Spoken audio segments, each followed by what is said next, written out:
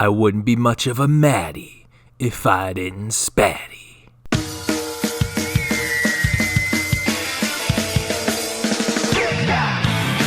Hey guys, Maddie Spatty here. I'm still hiding from the government because my Leon S. Kennedy conspiracy theories video ended up being 100% true, and Nintendo's legal team will probably be on my ass after this video too. I managed to grab my Switch before escaping, so I had no choice but to go back to my roots of spattying. Especially after No Nut November, I must spatty on everything and everywhere, without question. I have a particularly explosive ejaculate, it just goes everywhere. It's like a fucking wild fireman's hose. She's gonna grab on and pray to God it doesn't get in your eyes or your mouth. So Splatoon 2 is the first original Nintendo IP since Pikmin, and before you call me out, Splatoon 1 never existed. The only reason they slapped the 2 in a box is because that's a sure way to bring in hype and sales in the video game industry. This thing you call the Wii U and its entire library of games? That is not true. Mario Galaxy 2? Not real. It may exist in the future as a brand new Switch game for $60, but as of now, never existed. All these games shown here are original Switch games reasonably priced at $60. So you might be asking, how did Splatoon come to be? Well, back in 2012, Shigeru Miyamoto said in an interview that I actually do kind of want to make a first-person shooter, but I don't have the time. And Nintendo's answer to that was, let's make a third-person shooter about the squids from Mario Sunshine, except we're going to make them a lot sexier.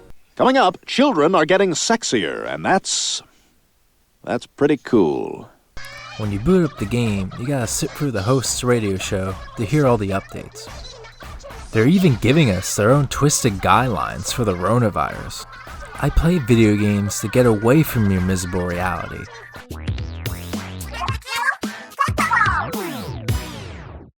Damn, look at how dead inside they are, working their cringe 9 to 5 while I'm gaming.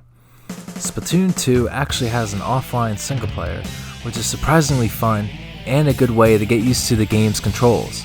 The single player kinda reminds me of the linear Super Mario Sunshine and Galaxy levels, except it's more about shooting things instead of platforming. That being said, I don't find Splatoon 2 worth owning just for the single player, and obviously doesn't live up to the best single player experiences of the past generation. Splatoon 2 also has a zombie mode, called Salmon Run. But the salmon don't look zombified to me, which means this game is just discriminating on salmon, which is not okay. Salmon are delicious. I want some grilled salmon with my fried calamari, if you know what I mean. You think like COD Zombies, the salmon zombies would support split screen. I mean, we're talking about the company that made split screen the cool thing to do with games like GoldenEye. But Nintendo was like, no. We will make more money if we require Jimmy's friends to each buy a Switch and a copy of Splatoon 2. No one wants to play split screen. It lowers the FPS, you only have a quarter of the screen, and it doesn't require the internet access. Bad, bad, bad.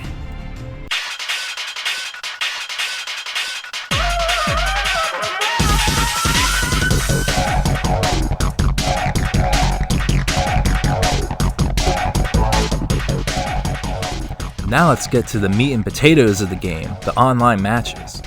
After all, this is a family-friendly Nintendo game that teaches kids to express their sexuality through tentacle hentai and partake in turf wars. So I'm trying to be MLG as fuck in playing with these gyro controls, because it has faster and more accurate aiming than standard controls. To explain how it works, you point a delicious gyro at the enemy you're trying to kill. Might as well just give us keyboard and mouse compatibility, so I can cyberbully noobs as I own them in the game. Oh, I got one! That's a whole new definition of getting Maddie spattied. Jesus, my avatar is giving me so much attitude for losing. Somebody needs a spanking, and to stop skipping Bible study. And yes, I proudly chose a girl avatar. They are clearly the master race in the Splatoon world. They got the bigger tentacles. In comparison, the boys are cucks, incels, simps, and whatever word they invented today to describe the modern man. Actually, this is just like real life. You know what? I'm probably going to be a better help to my team if I avoid getting wrecked in combat and just squirt every nook and cranny of the opposing team's body fluid. Now it's time to play with the roller, which I'm pretty sure is what the Splatoon universe uses to perform abortions. The doctor just runs over the woman with the roller and baby is gone. I'm not very good with the roller. I feel like Spattoon is kind of a niche group of Nintendo fans, and the people who play with the roller is a very niche group within the niche. Jesus, my team got wrecked. This is the type of landslide every American sexually fantasizes about for their political party. And if you ask me, the only correct political party is a Mario Party, baby. It's the only party that successfully offends everybody. And yes, I win matches too. Thank you very much. Nothing like being carried by your team. Enough of this humiliation. It's time to level grind until I reach the top. Faster! Faster! Keep moving! Keep moving! Faster! Pick him up! Pick him up!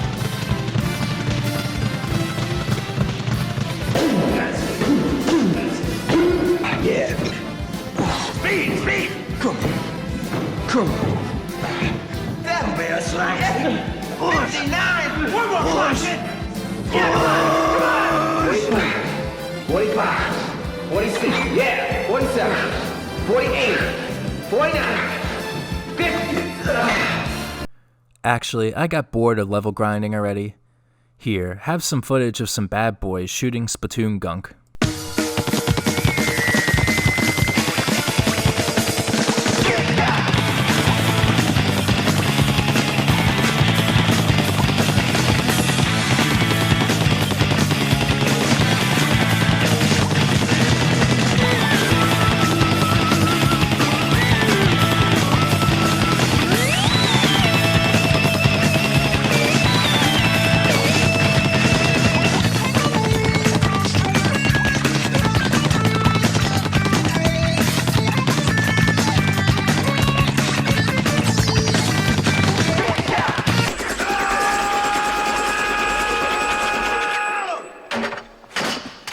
The last thing to cover in Splatoon 2 is the Splatfests, which are online events when you vote for one of the two teams and then try to kill all the people on the other team, just like real politics.